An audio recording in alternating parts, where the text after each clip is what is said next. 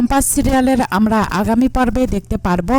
বিহান কম্পাসকে বলেন, কম্পাস দাঁড়াও, ধৈর্য ধরো, কেন পাগলামি করছো? আর তুমি ওখানে একা একা গিয়ে কি করবে? বৌদি কি বলল শুনলে না?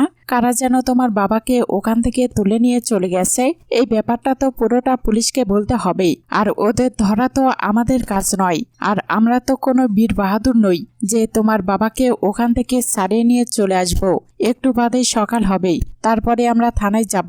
কারা করেছে, কেন করেছে, এই পুরো ব্যাপারটা তো জানতে হবে। কম্পাস বলেন, না না, সকাল অবধি ওয়েট করা যাবে না, আমি জানি এটা কারা করেছে। বিহান বলেন, কারা করেছে? তুমি কাদের সন্দেহ করছো বলো আমাকে। কম্পাস বলেন, আমি যদি আপনাকে নামগুলো বলি তাহলে আমি আপনার কাছে আরো খারাপ হয়ে যাব।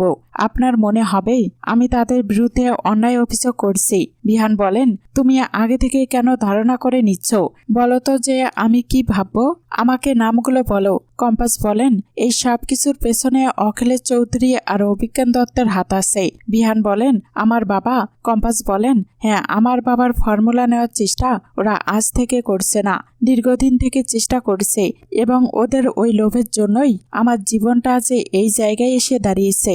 এই ফর্মুলার জন্য আমি একবার বাবাকে হারিয়েছিলাম, আবার এই একই ঘটনা ঘটলো। আমি আর চুপ করে বসে থাকবো না।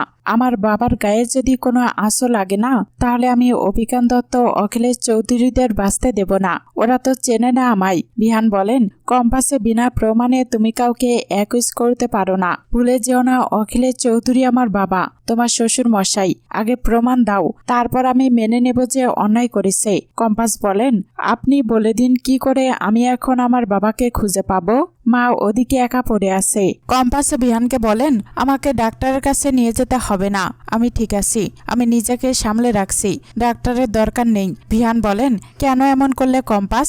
এই মহিলাকে তো আমি কোনোদিন দেখিনি, কেই নেই, তুমি চেনোই নাকে? কম্পাস বলেন, আমার প্রথম থেকেই সন্দেহ হয়েছিল, মনে হচ্ছিল এইভাবে রাত্রিবেলা হঠাৎ করে ডেকে আনা হচ্ছে কেন, এর পেছনে কোনো চক্রান্ত নেই তো? বিহান বলেন, বুঝলাম না, কাকে সন্দেহ করছো তুমি? কম্পাস বলেন, মোনালিসা দত্ত, ভালো করে দেখুন মুখটা। হ্যাঁ, আপনার কাছের মানুষ তো, চিনতে পারা উচিত। বিহান বলেন, এটা মোনালিসা? কম্পাস বলেন, ইয়েস, মোনালিসা আপনার পায়ের আওয়াজ পেয়ে পালালো, ধরতে পারলাম না। মোনালিসাই একা নয়, মুক্তি মাসিও সঙ্গে ছিল মা। বিহান বলেন, কি সব বলছো তুমি? ঠিক বলছো না। কি প্রমাণ আছে তোমার কাছে যে এটা মোনালিসা? ভিডিও দেখে তো কিছু বোঝা যাচ্ছে না। কম্পাস বলেন, আমি তো হাতে নাতে ধরবো বলে ভেবেছিলাম, কিন্তু আমার শরীরটা বাদ সাধলো, প্রেশারটাই এমন বাড়ছিল যে নিজেকে আর রিকভার করতে পারলাম না। ভেবেছিলাম আপনি চলে এলে ধরা পড়বে, একটু দেরি হয়ে গেল বিহান স্যার।